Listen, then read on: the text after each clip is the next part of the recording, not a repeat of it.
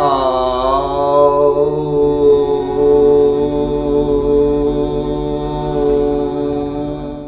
personal opinion. It's not historically or scientifically proven fact. We do not intend to hurt anyone's religious sentiment. The purpose of this video is to express my point of view along with entertainment. दोस्तों, ऐसे तो हमारे education system में अनेकों समस्याएं हैं, पर सबसे मुख्य समस्या जो वर्तमान समय में संपूर्ण विश्व के एजुकेशन सिस्टम में हम लोग उठा सकते हैं वह है लिविंग और नॉन लिविंग।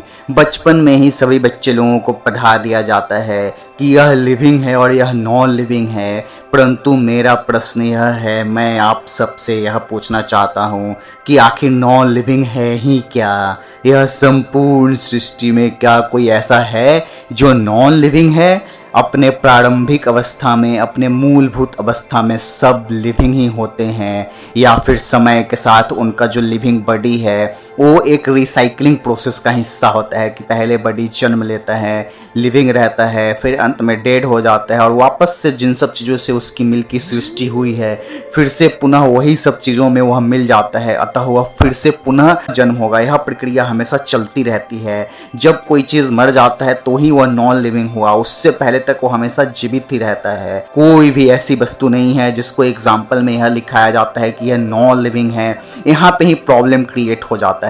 हमारे बॉडी के अंदर जो स्पर्म बनती है that is also basically living, और वही लिविंग अल्टीमेटली आपका अंदर जाता है। और वो लिविंग होता कैसे है? हमारी सोच से, हमारी फीलिंग से, हमारी भावनाओं से ही उसके अंदर प्राण आता है, उसके अंदर लाइफ आता है, और फिर उस लिविंग बीइंग से अनेकों लिविंग बीइंग बनते हैं। हमारे बॉडी के अंदर लाखों करोड़ों सेल हैं और वो सभी लिविंग हैं और वो एक अपनी ही दुनिया में रहते होंगे। उनको लगता होगा कि सत्य यही है। सभी लिविंग बीइंग्स ऐसा नहीं है कि बस वो लिविंग है, उनके अंदर सोच भी होती है। हर एक लिविंग बीइंग जो लिविंग है उसके अंदर सोच भी होती है। सपोज दैट कि जो हमारे लीवर के अंदर का सेल है उसको क्या लगता होगा कि पूरा सृष्टि यही है, वो उतने ही दुर्भर में सत्य खोज रहा है। उसी तरह से जो मनुष्य हैं वो पृथ्वी से बाहर जिनको संपूर्ण सृष्टि समझ रहे हैं उस सब में अपना सत्य ढूंढ रहे हैं, जबकि सबसे पहली बात तो ये है कि हम तो लिविंग हैं ही नहीं।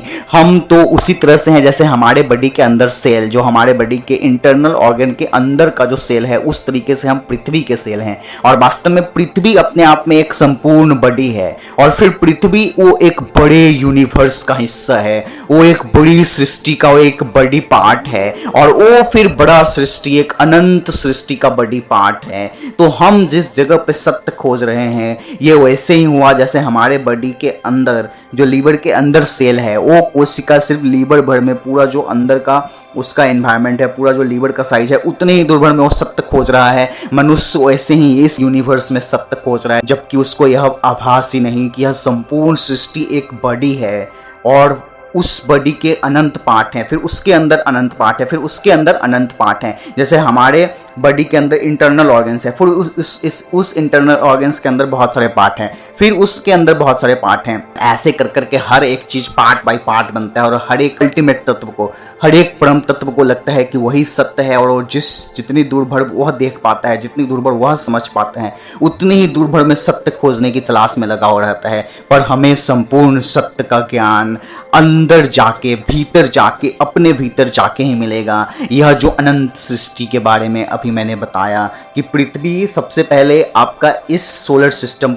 का फैमिली मेंबर है, फिर यह सोलर सिस्टम एक गैलेक्सी का पार्ट है, और वह गैलेक्सी एक बड़े यूनिवर्स का बॉडी ऑर्गन है, अंग है, और फिर वह यूनिवर्स अनंत दूसरे यूनिवर्स का बॉडी ऑर्गन है। ये सब बॉडी ऑर्गन है। हो सकता है कि ये संपूर्ण सृष्टि किसी एक लिविंग बीइंग के बॉडी के अंदर ही हो, और वह भगवान विष्णु भी हो सकते हैं। तो कहने का यह तात्पर्य है जिसके बारे में हमारे पूर्वजों को पहले से पता रहा होगा, क्योंकि हमारे पूर्वजों में से बहुत सारे लोगों को अल्टीमेट सत्य का प्राप्त हो चुका था, अल्टीमेट परम तत्व का ज्ञान हो चुका था। यानी हमारे जीवन का सिर्फ एकमात्र लक्ष्य है उस अल्टीमेट परम तत्व का ज्ञान करना, जो इन सभी चीज़ों में कॉमन है, जो इस सभी चीज़ों को अपने में समा के रखी हुई है, जो इन सभी चीज़ों को अपने में बांध के रखी हुई है। और वहाँ तक हम कैसे पहुँचेंगे? वहाँ तक हम तभी पहुँच सकते हैं जब हम उस ध्यान के अल्टीमेट अवस्था में पहुँच जाएंगे, जहाँ हमारे लिए हमारे मन में जितनी भी सोच है वो सब खत्म हो जाए, जब किसी भी तरह का सोच आपके मन में ना हो, तभी हम उस अवस्था में पहुंच पाएंगे।